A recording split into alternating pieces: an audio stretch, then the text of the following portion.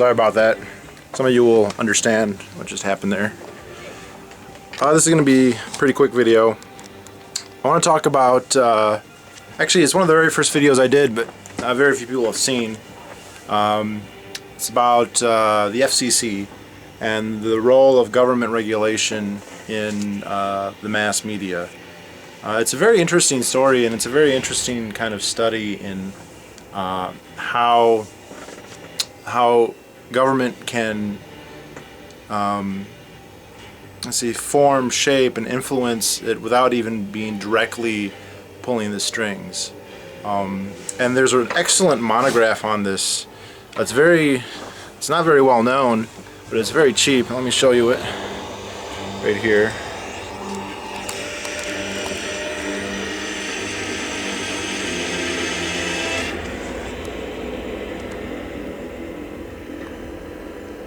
As you can see, 98 cents.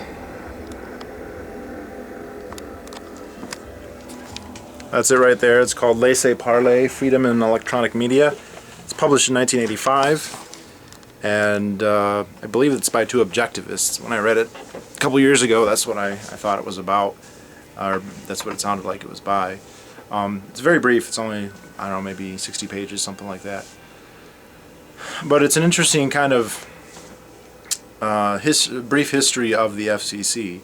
Now, you know, when we look at the various industries in our economy, all of them are mixed. You know, there's a mixed economy in everything unless the government's 100% doing it. So we don't have a mixed economy.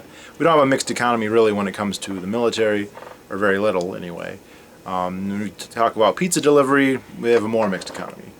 You know, when we're talking about the media, it depends on if we're talking about newspapers, magazines, internet, radio, or whatever. But you know, we definitely have a mixed economy there, and the role that the government plays in influencing that it's subtle, but it's there, and it's kind of in your face. But a lot of people don't realize it.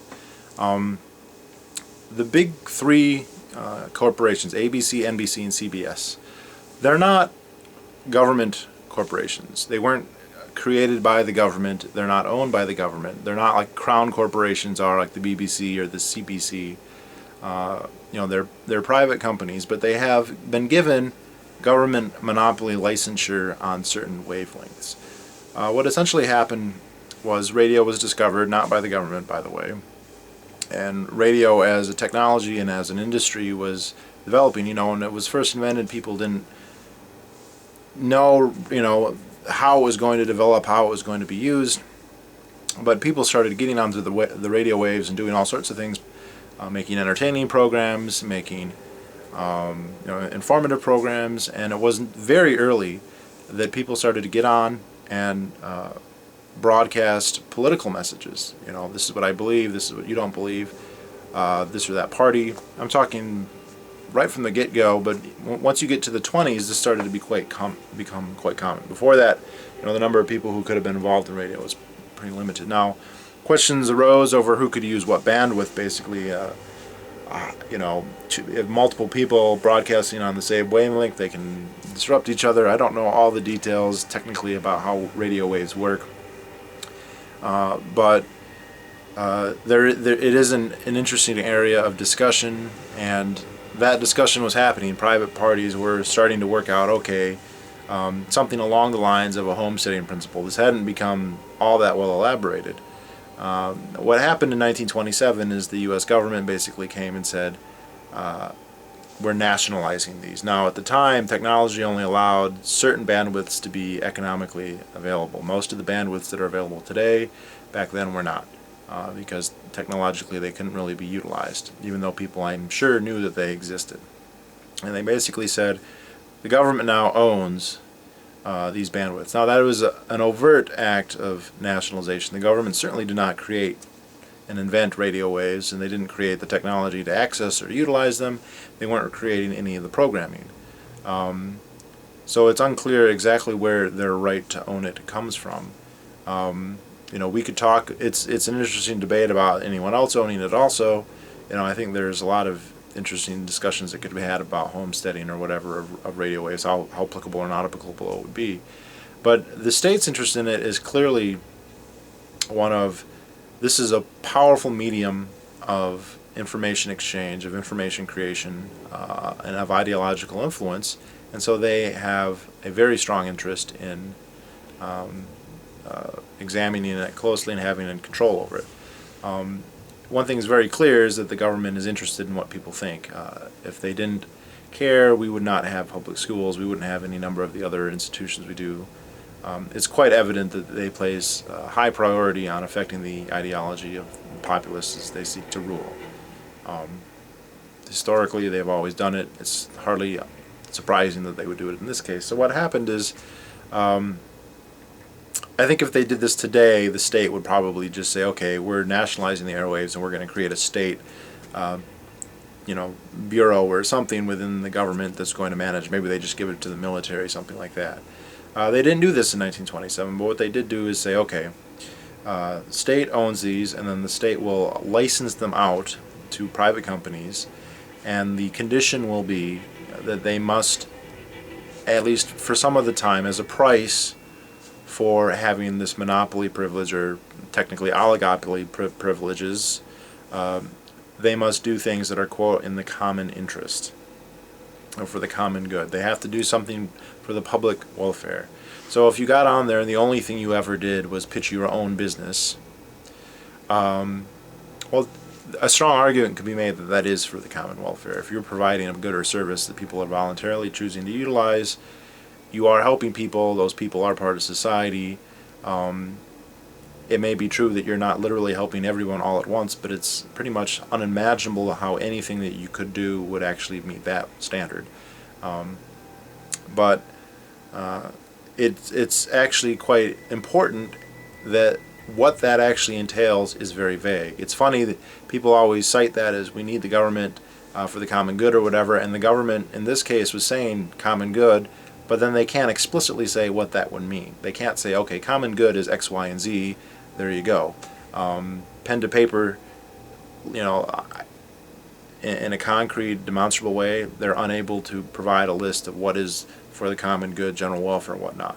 So it's this justification that can't be fleshed out in any detail. And so what started to happen is, if the government thought, if the FCC was set up to manage these bandwidths, they basically said,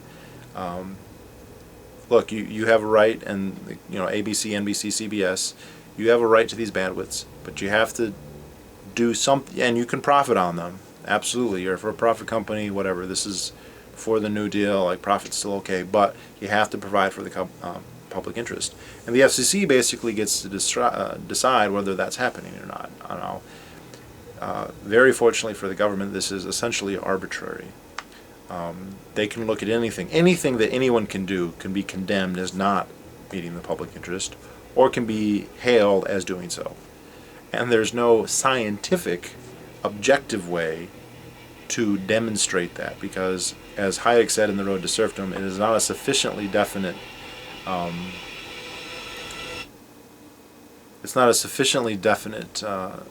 concept to arrive at any concrete proposal. So what started to happen is FCC would come and become angry at particular commentators, and I think a contemporary example would kind of fit here. Let's say take someone like Alex Jones. Alex Jones is very entertaining. You don't necessarily have to agree with everything or even much of what he says. He's definitely a fearmonger. But I think that he's a very, very economical, bankable radio personality. He's entertaining. He gets people to listen.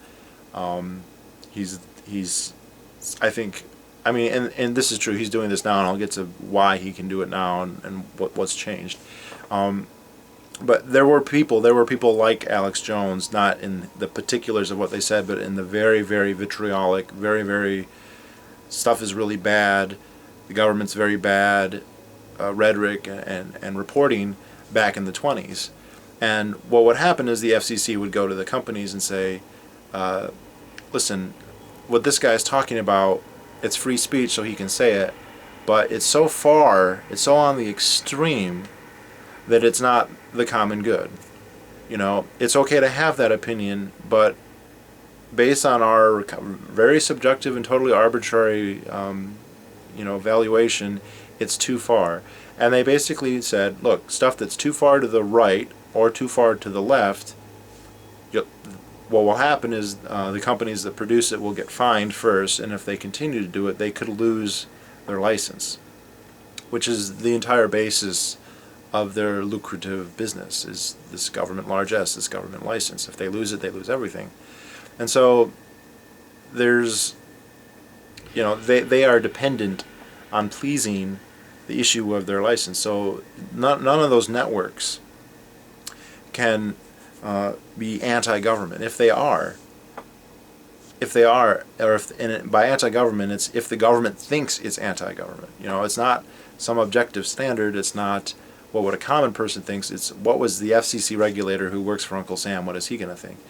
If you do stuff that's too anti-government, they can come and say, look, this stuff is extreme, and don't do it. And if you continue to do it, maybe we will revoke your license, and then so much for your business.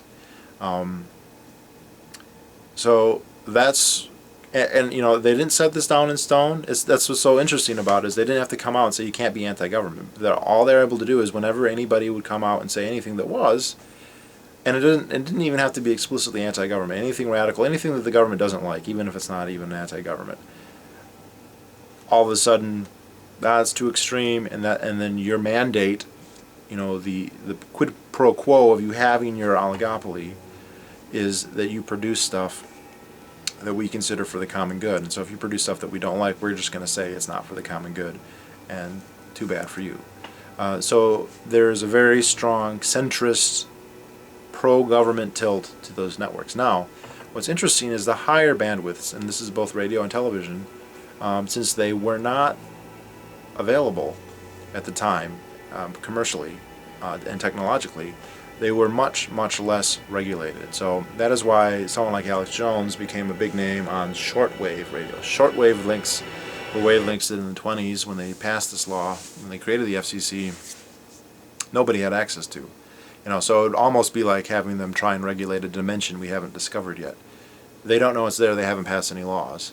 And actually, I think this is kind of akin to that. If we were to invent some kind of machine that could open up another dimension, there would be no laws there, presumably. And of course, we know what would eventually happen is the state would come and say, oh, we're nationalizing that dimension, we own it. Even though it's highly unlikely they would have created the technology or put forth any of the capital or whatever. But yeah, so there was less regulation, verging on no regulation on the higher and lower bandwidths, both television and radio. And so that's why if you look at the higher bandwidths on television, the cable companies, the HBOs and the Showtimes and the whole plethora, they have. It's interesting. You'd think that they would be at a competitive disadvantage because even today, the major bandwidths are easier to use. And these other companies don't have government monopoly privileges, unlike ABC, NBC, CBS. But since they don't have government privilege, they have to do a good job. You have to pay. HBO has to convince you that it's worth paying them to have, and I'm just using them as an outstanding example, but there are others. And so what that tends to do is makes their programming a whole lot better, because at the end of the day, ABC, all they have to do is make sure, not the only thing, but the main thing they have to do is make sure they retain their license, because that's the basis of their entire business plan, and that's it. And that's not it, but that's a very important part. And now that's also, I believe, part of the reason why there's no swearing, there's no cussing, there's no nudity. All that stuff has to be cut out because that's not for the common good in terms of as far as the government's concerned. So it's a very kind of soft censorship. They're not coming and saying you have to do stories that are pro-government, but they're saying if you do stuff if you do stuff that's too radical, then we're going to say that you're violating your charter, essentially. Not your charter, the agreement of of you having this oligopoly. You know, the basis of which, again, is totally arbitrary. They just claimed. You know, if anything, William Marconi has more right to it than they do. But yeah, and I'm kind of curious how this kind of translates into other countries, because they nationalized the radio waves in Canada and Mexico too. I don't know. They probably have agreements with those countries about that, but it is interesting, and it explains why when you watch the news. Oh, and that's the other thing. You know, once television came around, there was a question of, well, okay, so are we going to just program television shows that are going to be popular all the time? And the government's like, no, you have to do something that's for the common good. And what that eventually ended up meaning is an hour of news during prime time every day. And that is why, you know, there's that, on the East Coast, it's the 6 to 7 o'clock block on most channels. You get local and national news, and I think people just kind of take it for granted that's the way it is, and they don't really ask themselves why. And it's not because the government said you have to do news from 7 to 8. It's if they didn't do something. It's very weird. It's if you didn't do something, the government would say you're not doing it. And what do you have to do to meet? What do you have to do to meet their expectations, basically? And what the formula that developed was, if we do this hour of news, then that will meet their expectations. And we don't swear, we don't cuss, and we don't have anything that's really that negative about the government, then that's what it takes. So my battery's about to die. Interesting read, 98 cents according. So if you want to see it, go ahead.